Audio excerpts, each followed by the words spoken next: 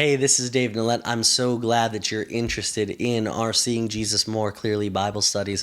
There is always something good going on here. If you want to learn more about the ministry, you can do so. Go into our website, bygraceinternational.com, and maybe you want to support what we're doing financially. If you'd like to be a part of that, you can go there as well, bygraceinternational.com/give. Thanks. Welcome to part 3 in our series, Escaping the Rat Race. And we'll be wrapping it up here this week. But I want to dive back into Luke 12 and kind of pick up where we left off. We started off, in the beginning of this passage looking at the man who came to Jesus and he asked him to help divide the inheritance between him and his brother. And to us, this kind of strikes us as sort of a weird question, like, why are you asking a preacher to do this? But from what I've been able to gather, and, it could be incorrect, but from what I've been able to see in my limited studying, this was not an uncommon occurrence. This was something that, rabbis were traditionally supposed to do in this time period in Jewish society. There was a very normal thing about it where you would ask a rabbi to come and handle and help dictate these matters here. And Jesus, he doesn't say no, but his words to the person are that your life is so much more than just the material things that you possess. Your life is so much more than just the sum total of those things. And then Jesus launches into the parable or the story of the foolish rich man, which we discussed last week. And in that story, you see this person who's, he's done well for himself financially, right? He's got enough in his barns there. There's a bunch stored up, and he says, man, you know what? I've got so much. I'm just going to tear down the barns that I've got, and I'm going to build bigger ones. And, he's not, in this instant, we're able to see that this person has not just made this choice, but he's really made a choice to the detriment of himself, right? He's stepped outside the bounds and the guards, the safeguards, if you will, of having wise counsel along with him. It says he decided himself. There was no discussion. It was just, the impression that I get reading the text is that he just had this idea one night that I'm going to do this, and he decided to go for it. But in doing so, there's no consideration being given to people in need around him. There's no even discussion with his spouse or those around him, those that he perceives as, intelligent members of the community, business people like him, business-minded individuals such as himself. There's no consideration for how can I help alleviate the suffering of those around me. And unfortunately, it winds up being a thing where, Jesus tells him, that his soul was, in the story, Jesus says his soul was required of him that night. And we spoke of this last week, and Pastor Gregory Boyd says that, he refers to this as the dangers of unchecked capitalism, right? This is that I've got to get ahead at all cost mentality. And that's really something that has permeated the church here in the 21st century, and specifically the American church, right? The Western church, where we've got this culture around us where there are so many different competing thoughts and ideas and processes and so on and so forth. And in reality, we've got all these things clamoring for our attention, and how can I get the new computer and the new phone and the new this and the new that and the, whatever have you. And don't get me wrong, I enjoy those things. I have, nice computers and a camera and microphone that I'm speaking to you on here. I'm a musician, as you can see. There's a couple guitars behind me. There's a few more here in the house. But really, those aren't the sum total of things. We're generous. We give. We take care of those in need. We help our friends and our family and our neighbors and those that we come in contact with who need the love and support of those around us. And really, when you get to that point where you're so tunnel vision focused on yourself, I think that's the dangerous part that we get to here. And let's continue reading here in Luke 12, and we'll start off in verse 22. And Jesus remember, he's just addressed this the man who came to him and said for Jesus to help dictate how the inheritance should be divided up. And then after that, he shares the story of the foolish rich man. And then he says to his disciples, while, everyone's around him here, as far as we can tell, this is an unbroken passage here. He says, "For this reason, I tell you, don't worry about your life, what you're to eat, nor your body as to what you are to wear." Now, in looking at that, I know that the first temptation there is to say, "Oh, there we go. I don't need to worry about, having nice clothes. I don't need to, make sure that I'm taking care of my body, eating healthy, doing these things." And that's not what Jesus is saying. We have to understand this contextually here. He's saying, don't make these things the main importance, right? The main governing factor, the main driving force in your life. These are not the things that should preoccupy you, in your daily life, in your coming and going, and how you live. Verse 23, "Life is more than food, and the body more than clothing." Life is more than those things. Let's keep reading. Verse 24, "Consider the ravens. They neither sow nor reap. They have no storeroom nor barn, and yet God feeds them. How much more valuable are you than the birds? And which of you by worrying can add a day to his lifespan? Therefore, if you cannot do even a very little thing, why do you worry about the other things? Consider the lilies, how they grow. They neither labor nor spin. But I tell you, not even Solomon in all his glory clothed himself like one of these. Now, if God so clothes the grass in the field, which is alive today and tomorrow is thrown in the furnace, how much more will he clothe you, you of little faith? And don't seek what you're to eat and what you're to drink, and don't keep worrying. For these things are what the nations of the world eagerly seek, and your Father knows that you have need of these things. But seek his kingdom, and these things will be provided to you. Do not be afraid, little flock, because your Father has chosen to give you the kingdom. Sell your possessions and give to charity. Make yourselves money belts that do not wear out, an inexhaustible treasure in heaven, where no thief comes near, nor does a moth destroy. For where your treasure is, there your heart will be also." And I think that this is, something here that we really need to consider. Jesus's first, point essentially to his disciples in this passage, he's saying to them, look, these things are important, but life is more than that. Life is more than the food that you eat and the house that you have, the stuff that you've got, money, clothing, whatever it might be, material goods. Life is so much more than those things. Life is more than all of that. Life does not consist in those things. So seek first the kingdom of God, right? The kingdom of God. Jesus, when he refers to that, he's not just talking about this general concept that we like to throw around, the kingdom of God, but he's really referring to God's way of living and doing and being, the justice of God, the love of God, the righteousness or the rightness of God. These are the concepts that God's trying to get to us.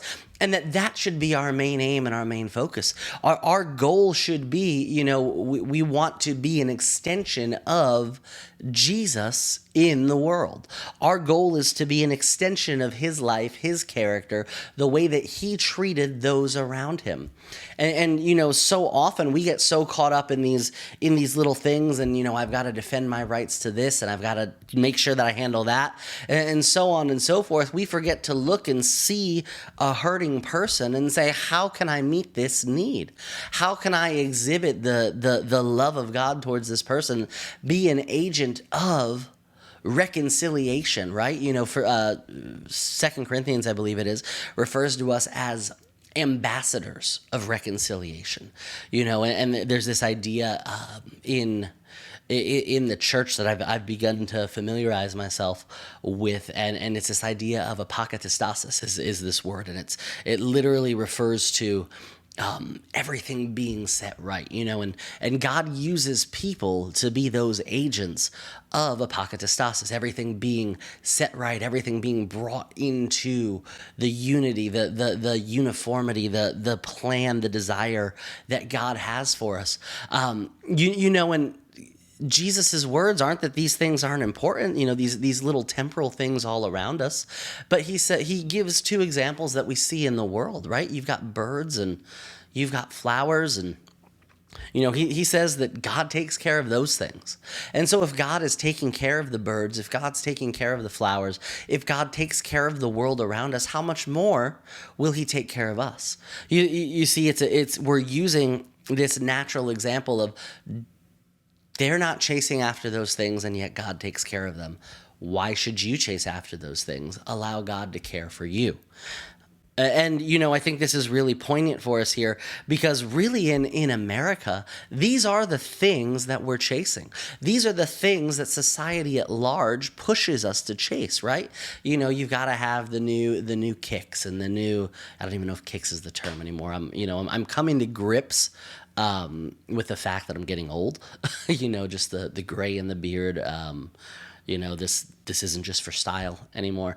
But these are the things that people are chasing, right? It's the money, the status, and the super nice car, whatever. Somebody asked us the other day, when are you guys going to get a new minivan for the kids? I said, well, it might be an SUV or something. I don't know. Shelby wants a minivan.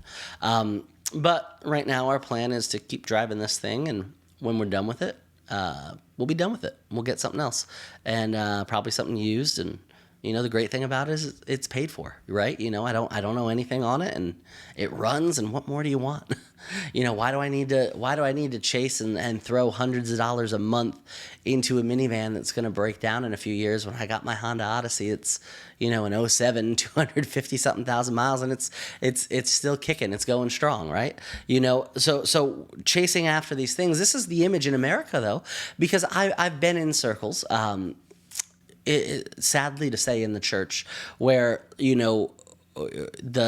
our minivan, there's some paint spots that are chipping off, and we take care of it, but it's old. It's over 15 years old at this point. And we've been in church services where if we drove that vehicle up, there's an element of shame that people try to put on you that, oh, well, you really should have something nicer than that. Well, no, is it the prettiest car in the world? No, but it's a nice car. God's taking care of us, and why do I want to divert my money, my resources, my natural treasure here on the earth? Why do I want to do this and invest it in this when there's really no need to at this moment in time? I can be using that money elsewhere. I can be using that treasure elsewhere, right? And this is the point that I believe Jesus is trying to make, that not that it's bad to have those things, but how are you dividing them up? How are you splitting them up? And this is really what we go for. And unfortunately, I think social media has simply exasperated the issue, or exacerbated. I forget which one it is. But it's increased it. There's more of a prevalence of it now than there was before, and it was there before too, whether we want to admit it or not. You've got Instagram, and you've got to get the perfect picture with the perfect filter and the right angle and this and that and the other, and the TikTok video, and when I film the TikTok video, I got to make sure that the room looks this way, and I've got the right lighting, and I've got this and that, and the Facebook post has to be crafted just so, and so on and so forth. We spend so much time in this digital medium, and I recognize the irony of me communicating with you through a digital medium as I say this, but we spend so much time focused on the impression here in this digital media that we oftentimes forget that there's a life outside of this. And don't get me wrong, I've made a number of friends, good friends, friends that I'd consider real long-term, lifelong friends online through social media. Shoot, Shelby and I met through social media online through a friend, right? But life is about more than that. It's not about having the perfect Instagram ready, whatever picture of the kids and, for every day of the week posting it. No, there's different moments we share, but you're just getting pieces. You're just getting a glimpse of what's going on. You don't know that, just like, upstairs we were having a discussion for I don't know how many times now over the last however many weeks that, guys, you really need to get on to cleaning your playroom. Like, this is getting bad here, guys. Like, this is messy. We'll help them clean it up, and it gets bad again. And it's, come on, kids, you know this, you know better, you know how to do this. But those moments aren't posted, you see. If you see a picture of it upstairs, majority of the time it's going to be vacuumed and all the toys are picked up and whatever. You get a picture from the living room, and you don't see the sauce stain from the SpaghettiOs from our our youngest son there, that he spilled and hasn't been wiped up yet. Like, no, it's everything gets wiped up and straightened up before it goes online, and so those things occur, and I'm not saying that to, say, well, don't do those things ever, because there's nothing wrong with cleaning it up and whatever, but that life occurs outside of those moments. And if you spend your life trying to catch up to this filtered vision, this filtered reality of what you think someone else's life is like, you're in for a losing battle. You're constantly chasing yourself, and it's that picture of the rat. This is the rat race, right? We've got that little saying here in America, but you've got that rat who's on the wheel, and he's running, and there's that piece of cheese dangling in front of him. But the only trouble is it's on the other side of the wheel, and so no matter how fast he runs, he's never going to be able to get to the cheese because it's just spinning, and he's right there, and he's running as fast as he can in place, and he's stuck. And that's the lie that society has sold to us, and the church has fallen for it, hook, line, and sinker. So there's no need to chase after these things. These things aren't the sum of our life. The sum of our life is the kingdom of God.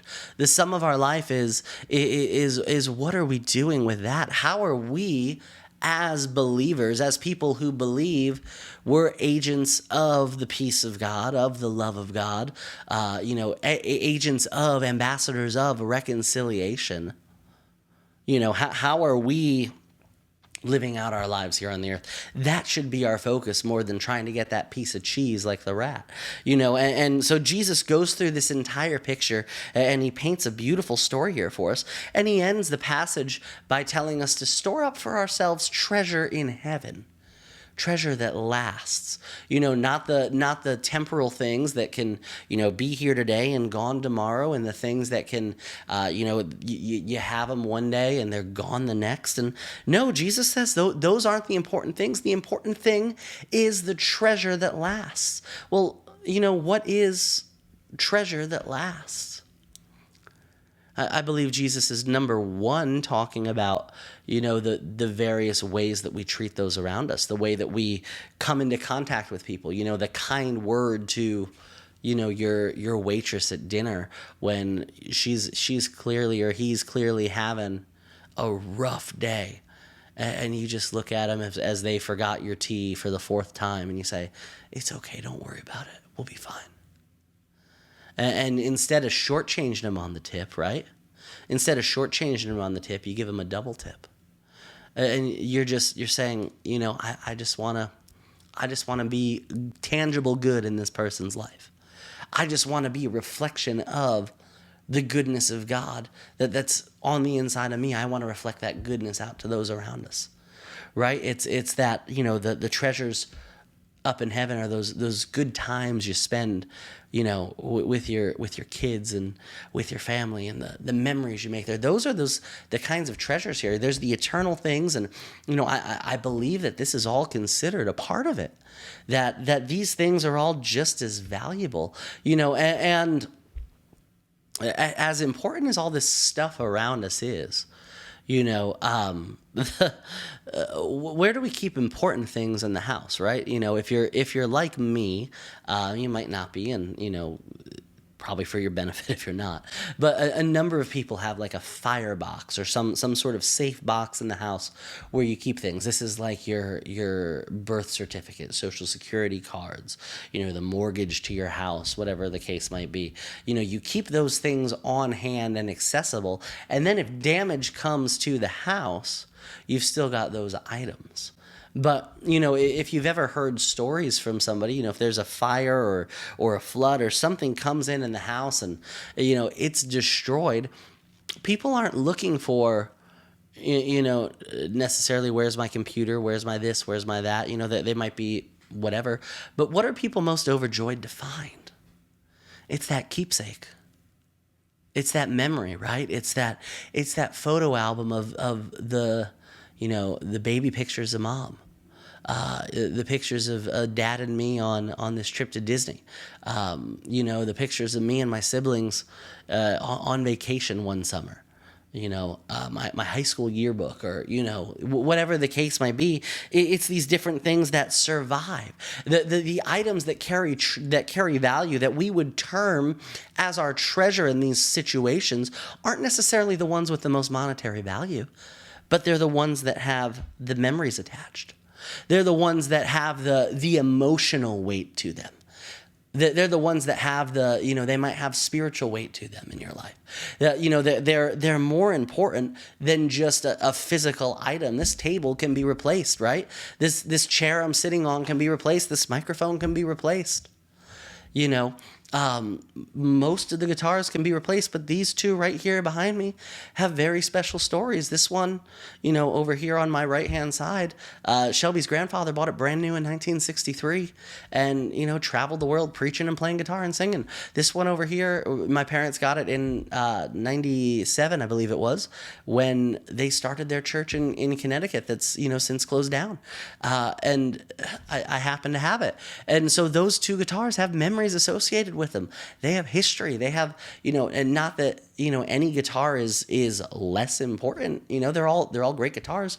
These aren't even the two that I play the most, but they're two with two of the most significant weights to them, because of the memories they carry, right? Because of the what they've been through, because of the family connections that they have, the things that tie you across generations, and those are the things that are the treasure. Jesus, in his words here, he's saying that the treasure, we don't need to concern ourselves with laying up all this treasure in earth, and I've got to get my bank account as fat as I can get it. I got to do this, that, and the other.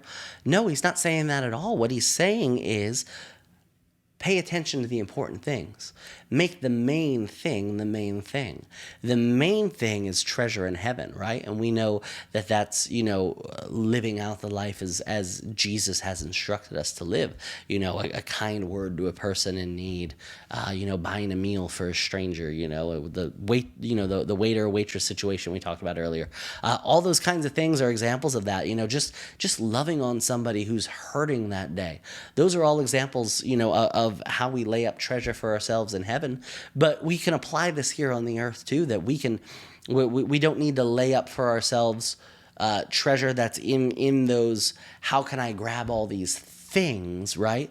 But how can I make memories? How can I build those connections with people? How can I show people that they're loved and valued and cared for more than they ever thought possible? That's something that Shelby and I have tried to really focus on with the kids lately, is not that we need to, buy them the latest, greatest, everything brand new, whatever. And, they're well taken care of. But, what we've focused on is making memories with them, right? Making, doing things that are enjoyable with them, things that they like to do. It costs $10 to go to the frozen yogurt place and, split a frozen yogurt, or each get our own frozen yogurt, whatever, after you get good grades on your report card. But does that make an impact in their life? $10 for a stinking frozen yogurt? Absolutely it does. Because it's that, hey, let's go do this. Or, grab one of the kids and say, hey, we're going to go get McDonald's tonight. Does that mean something to them? Absolutely it does. And so you make those memories and those important things, and those, those are the building blocks and the foundations for, these other things. Those allow us as believers to be able to speak into the lives of our family members. Those tangible things here on the earth, demonstrating them to Shelby, demonstrating them to the kids, then allow me to be an agent of God's goodness in their life. They allow me to manifest God's goodness towards those in my family. And while I'm laying up those treasures of those good memories, those good experiences with them, I'm also laying up the eternal treasure, right? The eternal treasure of, you exemplified the love of God in this. You responded in a way that really helped them through a hard time in that. That's the treasure that we're after. It's not about acquiring all these things, like Jesus said, you fool. It's not about it. We're not after that at all. And I don't know about you, but I'm becoming more and more convinced that it's about, how can I love people more? How can I show the love and the grace and the mercy of God even more? And we're all out of time. If you like this video, go ahead, hit the like button, subscribe, and we'll see you next week.